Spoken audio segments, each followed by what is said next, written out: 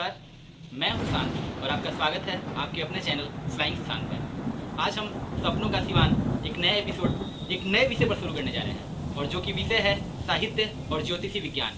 और आपको बताते चलें कि सिवान में साहित्य में बहुत ऐसे कवित्री हैं, बहुत ऐसे लेखक हैं जो बहुत उत्कृष्ट काम करते आ रहे हैं। आप कंप्लेन करें कि हमारे चैनल से ये कैसे दूर रहा, तो इसी कड़ी में हमने आज ये एक मीटिंग इस पर सेट की है और एक इंटरव्यू हम, हालांकि जिनसे आज बात करेंगे उनका परिचय पूरा सिवान जानता है और पूरा देश जानता है, क्योंकि ये बहुत जगह जा जाकर और इनको सम्मानित किया गया और बहुत स्टेज शो, बहुत सारा मतलब शायरी, बहुत सारा कविता ये पूरे भारत में अलग अलग जगह पर जाकर सुना चुकी हैं। तो सबसे पहले हम स्वागत करेंगे अपने चैनल पर आरती आलोक वर्मा जी का। नमस्कार, आपका भी बहुत बहुत स्वागत है और ये बहुत अच्छा कार्य कर रहे हैं, इसके लिए बहुत बहुत धन्यवाद दिया। सबसे पहले आरती जी, हम आपके बारे में जानना चाहेंगे। मेरा नाम आरती आलोक वर्मा है और मैं एक साधारण स्टूडेंट रही हूँ, लेकिन तेज थी चीज़ों को पकड़ने में।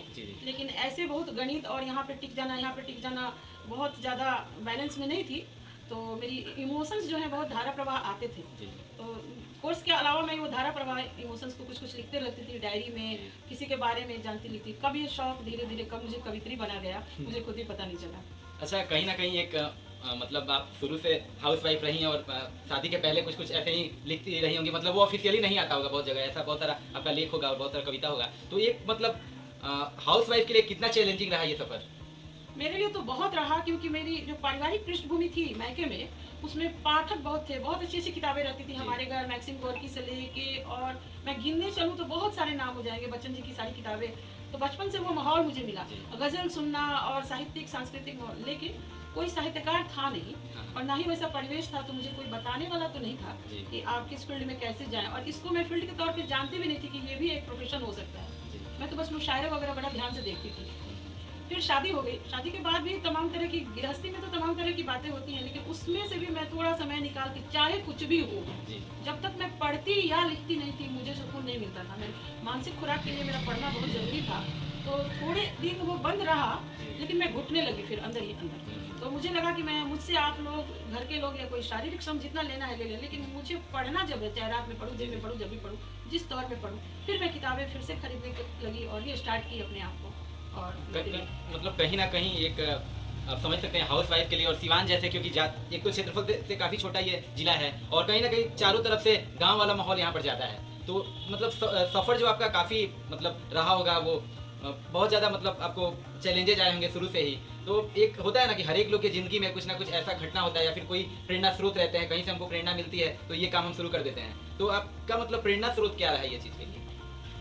मुझे प्रेरणा बड़े भाई से मिलती रही। तो मैंने कहा था कि मुझे समय नहीं मिलता है या कुछ, तो उन्होंने कहा कि जो लोग बड़े काम करते हैं उनके लिए अलग से 24 घंटे नहीं आते हैं, वो समय उसमें से ही निकालते हैं। और ये शौक आपका है, आपके घर वालों का नहीं है। तो आपके घर वालों को हो सकता है इसकी अहमियत नहीं पता हो, लेकिन आपको खुद अपनी अहमियत पता होनी चाहिए। तो आप इसको बाहर करें। और ज्योतिष की जहाँ तक जिक्र है, मैं भी तनाव में थी, एक समय था, और मैं एक ज्योतिष से मिली थी ऐसे ही, जो एक पंडित के तौर पे वो नहीं थी, उनकी स्टडी इतनी थी। मैंने जैसे ही हाथ उनके सामने कहा तो उन्होंने कहा आप अपनी लिटरेसी को शेयर कीजिए, वरना टेंशन में आप घुटते घुटते आप माइनस में चली जाएगी। तो जो मन में आता है, तो मैं बोली कि मैं लिखती हूँ।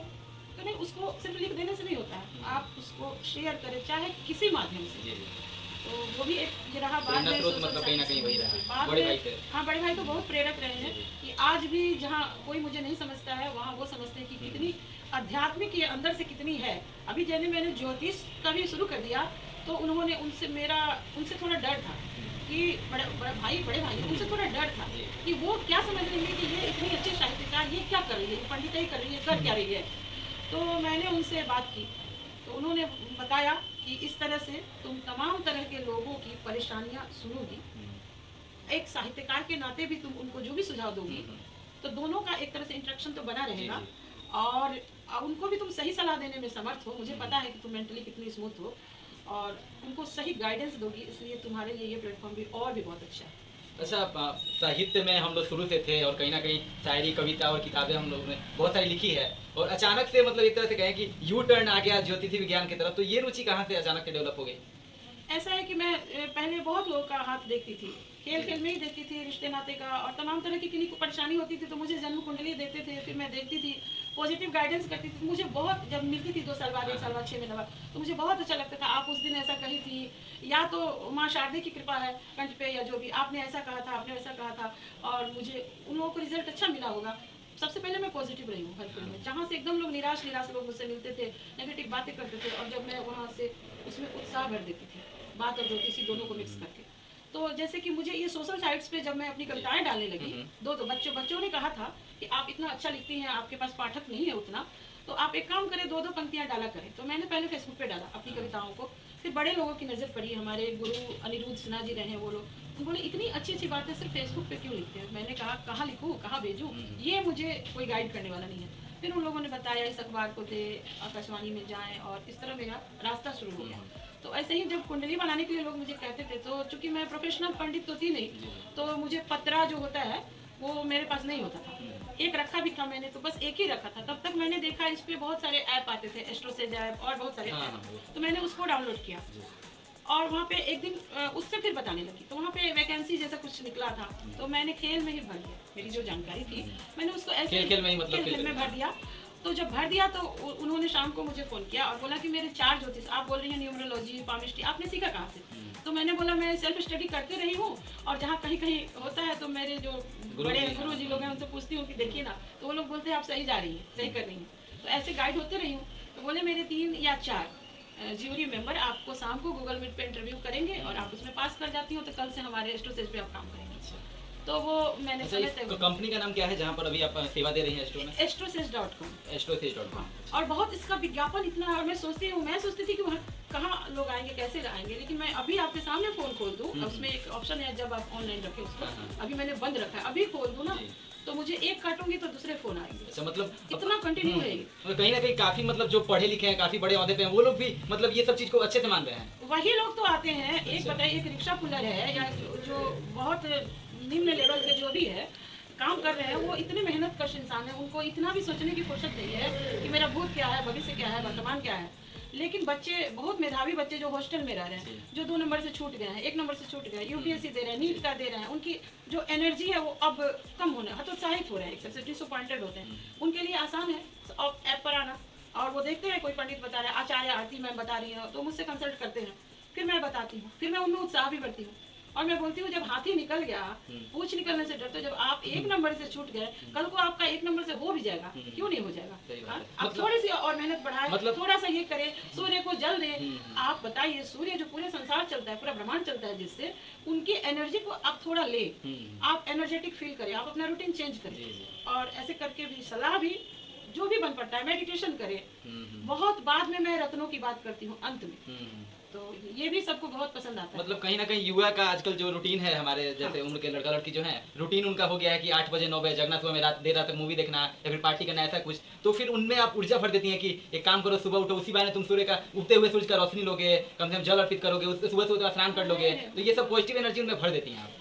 अच्छा, एक और बात है कि जब आप किसी भी सब्जेक्ट को पढ़िए, जैसे आयुर्वेद का बीच में उतना ये नहीं था, लेकिन मैंने देखा, आयुर्वेद की मैंने किताबें भी पढ़ी, मेरे बच्चे भी पढ़ती है, तो मैंने आयुर्वेद में भी रत्नों द्वारा रोग निदान, आप किसी भी च्यवनप्राश का प्रचार देखते हैं ना, उसमें देखिएगा सोने का भस्म, चांदी का भस्म, फलाना ऐसे पीट के रूबी को ऐसे पिलाते हैं, सब कुछ है। हमारे जो महर्षि पराशर हैं या भृगु शंकर, अभी मैंने पढ़ा है, ये ऋषि लोग या च्यवन ऋषि जो भी है, बहुत सारे हैं, अनगिनत है ना, ये लोग शोध कर करके इस तथ्य पर आए हैं। आप बताइए कि हम लोग कहते हैं बेल पत्र ही शिव जी को चढ़ाते हैं, तो बेल इतने जंगल में बेल पत्र ही ऐसा है जो यहाँ चढ़ाया जाएगा, उसका क्या इफेक्ट है, उनसे ज्यादा उन लोगों ने शोध किया, और ये 100% सही। आज फिर पूरी दुनिया घूम के, कोरोना में आपने देखा, पूरी दुनिया घूम के फिर हमारी पद्धति पे आ रही है, हमारी पद्धति पे आ रही है। और मैंने देखा, जब मैं स्टडी करते थी, पहले तो शौक था, बाद में एस्ट्रोलॉजी उतना ही अध्ययन आपसे लेता है जितना साहित्य लेता है, तो आप अध्ययन करते जाइए, और पूरी तरह से ये गणित है, जैसे 2 दूनी 4 होता है, ये पूरी तरह ही गणित है, आप कहीं काट नहीं सकते, डिग्री वाइज है एस्ट्रोलॉजी। अब सवाल है जिनको जानकारी नहीं है, मैं भी बहुत बड़ी जानकारी है, लेकिन मैं जो भी पढ़ती हूँ और जितना समझती हूँ तो वो बोलती हूँ और उसके हिसाब से मुझे रिजल्ट 99% मिलता है, तो ये खुशी की बात है। कहीं ना कहीं मतलब शुरुआत आपकी जो रही साहित्य से जुड़ी रही। अभी तो हाल में आपने ज्योतिषी विज्ञान पढ़ना शुरू किया है, तो एक बार फिर उस विषय पर चलते हैं। और एक हमने काफ़ी लोगों के बीच भी सामने आया और हमने भी थोड़ी सी आपके बारे में जानकारी हासिल करने की कोशिश की। तो एक आपकी किताब आई है जमीन पर चांद लाना है, हाँ। तो उसके बारे में कुछ बताइए। नहीं, जमीन पर चांद लाना आई है, वो थोड़ी पीछे है। अभी तुरंत अभी आपको मैं 2-3 दिन के अंदर दूंगी, हाँ, आपको बुला कर भी दूंगी। कौन सा रिलीज होने वाला अभी हाल ही में? रोशनी का सफर। रोशनी का सफर है जी। और मतलब आप पूरी किताब आप पढ़िएगा और मुझे लगता है कि जो भी यूथ है जी। या जो भी हतोत्साहित है जिंदगी से या किसी भी तरह से, उनके लिए ना वो विटामिन या बूस्टर का काम करेगी मेरी किताब। क्योंकि रोशनी का सफर, एक दिया, मेरा नाम है आरती आलोक वर्मा। एक दिए की जो जद्दोजहद होती है आंधियों के बीच, उस तरह की जद्दोजहद के बीच में मेरी सारी पंक्तियां, कोई भी हारी हुई पंक्तियां नहीं है और मैं बहुत मजबूत हूँ अपने इरादों से भी। और उस रोशनी के सफर में भी मैं हर जगह साबित करूंगी कि मैं मजबूत हूँ। मतलब कहीं ना कहीं एक पॉजिटिव वाइब्स वो किताब पढ़ने के बाद आपको मिलेगा। तो चलिए अब वीडियो को ज़्यादा लंबा ना करें, हम अंत में बस यही आपसे जानना चाहेंगे कि सिवान के लोगों से क्या निवेदन, क्या आग्रह, क्या आप अपील करना चाहेंगे? मेरे पास मेरा एक शेर है जी कि नहीं था साथ जब मेरे जमाना, जी। ये मेरा हौसला ही पासमा था। मैं अपने हौसलों के दम पे ही हूँ। जब एक इंसान के, शायद हर इंसान की जिंदगी में एक मोड़ ऐसा आ जाता है कि उसके बाद से कुछ भी नहीं रहता है, तो मैं शून्य से इसको, अभी तो मैं उतना मुकाम हासिल नहीं की हूँ, लेकिन समझिए शून्य के बाद कुछ नहीं था मेरा जीवन।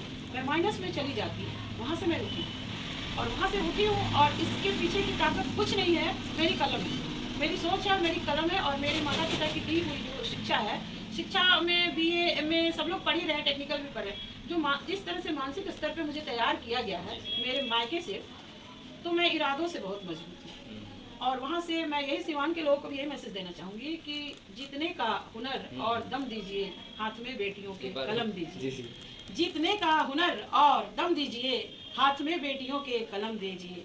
आपके बाग की नन्ही कलियां हैं ये, प्यार इनको जरा भी न कम दीजिए। क्या बात है, मतलब बहुत जबरदस्त। ये जो अंत हम लोग कर रहे हैं काफ़ी मतलब जबरदस्त, एक ऊर्जा भर देने वाला है हर एक लोग के अंदर। तो चलिए अब इसी एक जबरदस्त 4 लाइनों से हम इस सपनों के सिवान के एपिसोड को समाप्ति की ओर ले जाते हैं। और आपको यह कैसा लगा हमें जरूर बताइए। और आज की मीटिंग हमारी आरती आलोक वर्मा जी के साथ थी, तब तक के लिए धन्यवाद। बहुत धन्यवाद।